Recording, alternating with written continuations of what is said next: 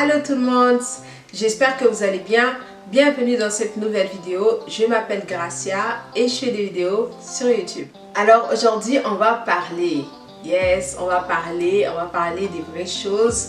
Alors aujourd'hui on va parler parce que dernièrement j'avais constaté que ma vie chrétienne était devenue comme un mode de vie, on va dire, comme j'écoutais plus la musique mondaine, j'avais pas de relation sexuelle avant le mariage, j'allais à l'église, je servais. En fait, j'avais un mode de vie chrétien, mais le seul problème, c'est que j'avais pas de relation avec Dieu. Ici, je parle pas seulement de pas lire la Bible, de pas prier, parce que forcément, quand tu vas le dimanche à l'église, tu pries, tu pries en groupe, etc. Je parle ici de plus même comme ne fût-ce que penser à Jésus. Tu vois, en fait, je me demandais plus est-ce que la vie chrétienne que je vis maintenant plaît à Dieu? Est-ce que si je fais ça, j'obéis à Dieu? Je vivais ma vie en fait inconsciente de Jésus, inconsciente de la fin des temps. Je vivais comme si le temps et la vie m'appartenaient.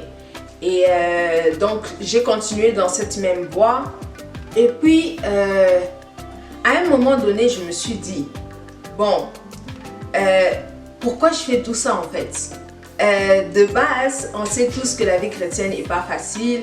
Ça vient avec la croix. Sauf que je me suis dit, pourquoi je souffre pour rien? J'avais plus de relation avec Dieu. C'était quoi le but? Que je continue à me discipliner, que je continue à marcher dans une vie de sanctification, on va dire plus une vie de consécration, et ne pas avoir Jésus. Je me suis dit, autant, tant qu'avoir du plaisir, mangeons, buvons, car demain nous mourrons. YOLO quoi, tu vois.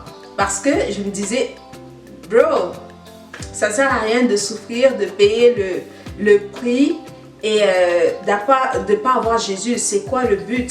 Mais ce qui s'est passé, c'est que avant d'atteindre le fond, Dieu m'a ramené dans mes souvenirs. Il m'a ramené à ces moments que j'aimais tant, être dans sa présence, comment j'étais trop contente quand je recevais une parole prophétique.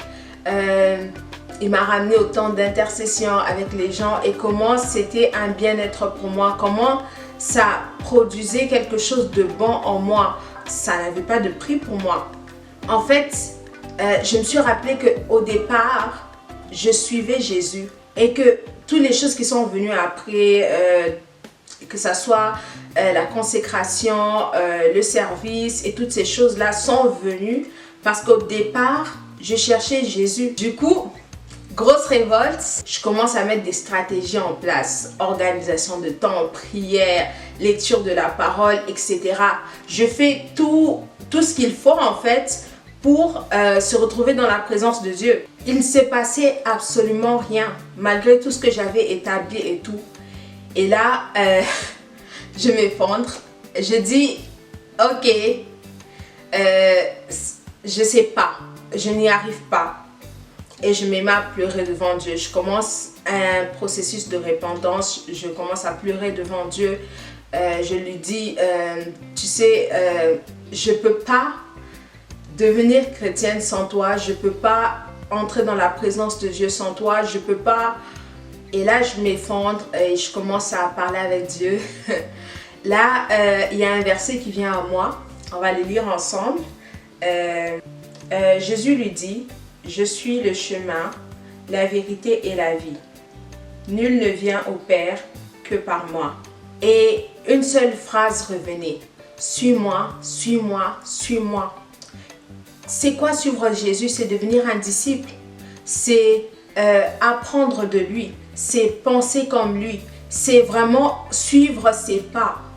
Et ça passe premièrement par oublier tout ce qu'on sait. Oublier qu'on sait lire la Bible, oublier qu'on sait prier et suivre la manière de Jésus, penser comme Jésus, parler comme Jésus. Et donc moi, toutes ces choses que je prenais pour acquis, que je croyais savoir, mais en fait je les recevais parce que c'est le Saint-Esprit qui les mettait dans mon cœur Et c'est pour ça que quand j'avais plus la présence de Dieu, j'étais plus capable de faire quoi que ce soit. Après cette prière de repentance, que la conscience de Jésus est revenue et même le goût pour l'église est revenu. Et donc je vais finir par cette phrase: si tu as essayé le mode de vie chrétien et que ça n'a pas marché, peut-être que tu devrais essayer d'être disciple de Jésus.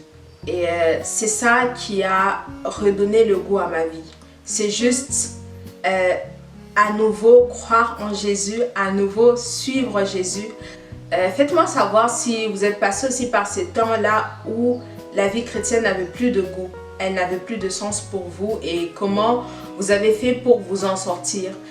Où est-ce que j'en suis avec ma relation avec Dieu aujourd'hui? Moi, c'est que je continue à marcher, je continue à suivre Jésus. Si j'étais arrivée au bout de ce chemin, si j'avais tout compris, je ne serais pas encore ici sur terre. Et donc c'est là que j'en suis, je suis encore sur le chemin des canons. C'est quoi ça? Et donc c'est ça pour cette vidéo.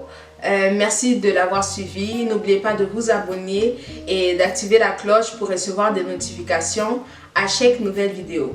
Merci.